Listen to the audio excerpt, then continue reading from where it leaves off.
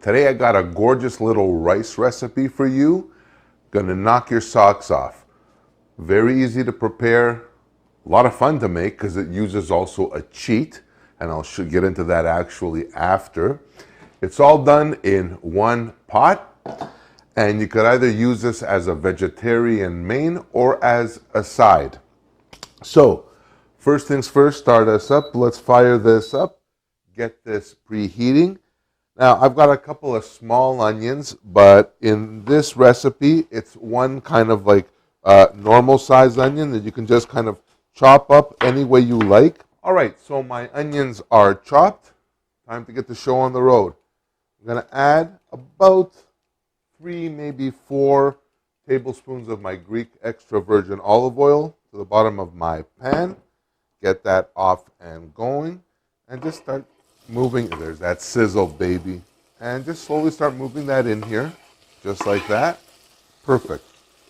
Now, for this recipe here, it's very simple.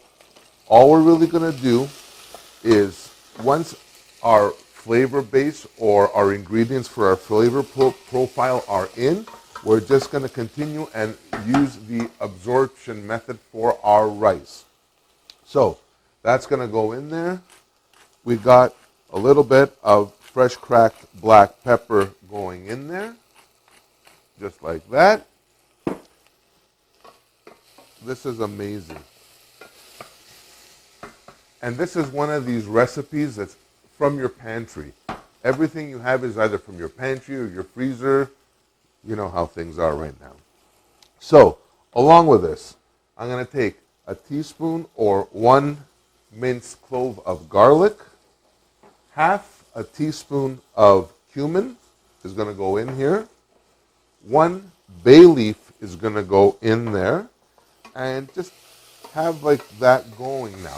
This is amazing because the flavors just will combine, and I add my ingredients, especially my spices and my herbs at this stage, especially dried herbs, because I want the oils to release and I want those flavors to just kind of like pop.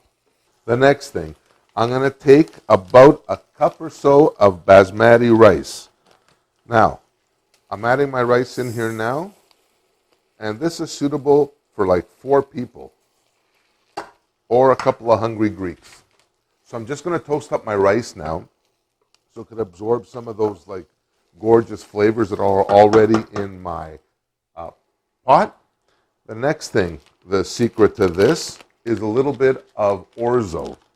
I know, rice and pasta, trust me when I tell you they work.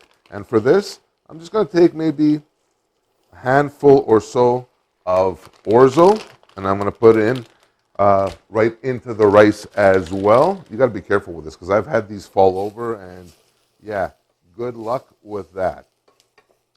So now, our rice and our orzo are in here. They're doing their thing. It's starting to toast up. It's like magnificent. Perfect. Here is the cheat part. I can go add tomato sauce, tomato paste, and all these like kind of like spices and seasonings and whatnot. Or I can just use this. A can of tomato soup, concentrated tomato soup. I know, but it works. And for this, I'm going to throw the whole can of condensed tomato soup in there, just like that, plus 2 more cans of water that are going to go into this. Now, look at that, isn't that gorgeous? And 1 more. So there's actually 3 in total cans of water going in. And again, give this a quick stir, get everything all nice incorporated. This rice and the pasta will absorb the soup and the flavors of the soup, and it's going to be wildly delicious. 1 more thing before we go to that step. I've got a cup of frozen peas, and those are going to go in there as well. And I love using peas in my recipes. They're delicious. I love the color they add to the dish, and they're full of nutrients. Great vitamins, minerals, yada, yada, yada. It's all good. as well, I'm going to add now one little clove is going to go in there. You're going to tell me what's one little clove going to do? It is going to make this dish sing. It is absolutely. And you don't need to put it in right from the start. You just need that background kiss of the clove. So now, I've got here about half a pound of shrimp. You can use as much or as little as you like, or you know what? You can even turn this vegan by eliminating the shrimp. I, for one, like shrimp. So my shrimp are going to go in there and just stir those about. This right now is literally going to take about 5 minutes or so. 5 or 6 minutes tops. Absolutely tops. And our shrimp is going to cook perfectly, because nothing worse than having that like rubbery or chewy shrimp. That's just not good.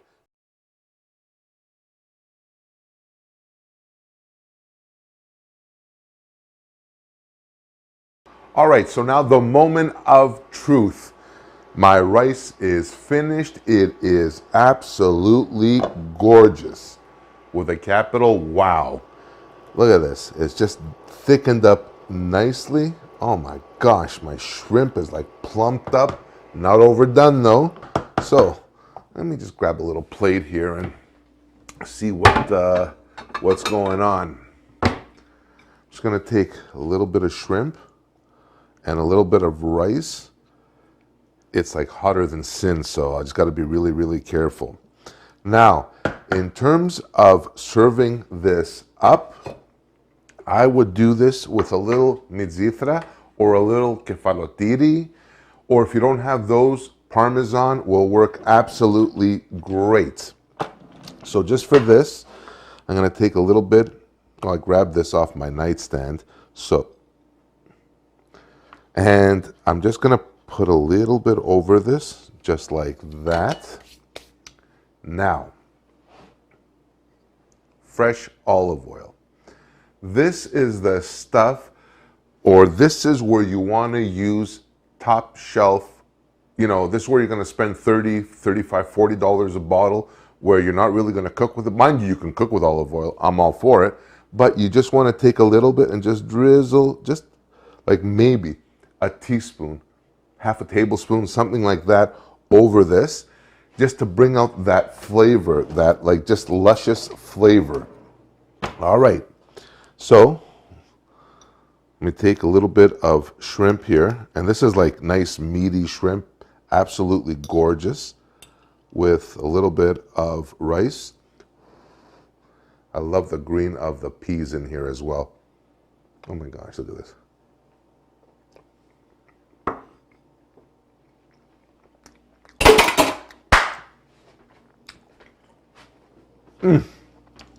Oh my God. Oh my gosh. I am tingling in all kinds of places right now. This is so freaking delicious.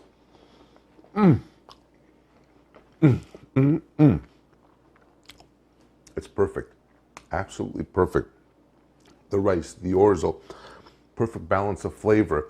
My shrimp has added that little bit of seafoodness to this dish. The bay leaf, that one clove that we put in towards the end, elevated this as well. The mizithra, along with the fresh olive oil, a whole new level. My friends, whether you try this as a main or you try this as a side, try it. Even if it's got the cheat of the condensed tomato soup in it, what the hey, it's still delicious. So that's it for this episode on my rice and orzo cheat sort of thing. I hope you guys enjoyed this video. If you did, smash that like button and subscribe.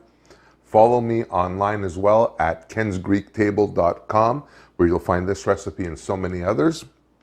And during these hard times, please be careful, stay healthy, and above all else, be good to each other. Until next time, I'll see you on the next one. Bye for now.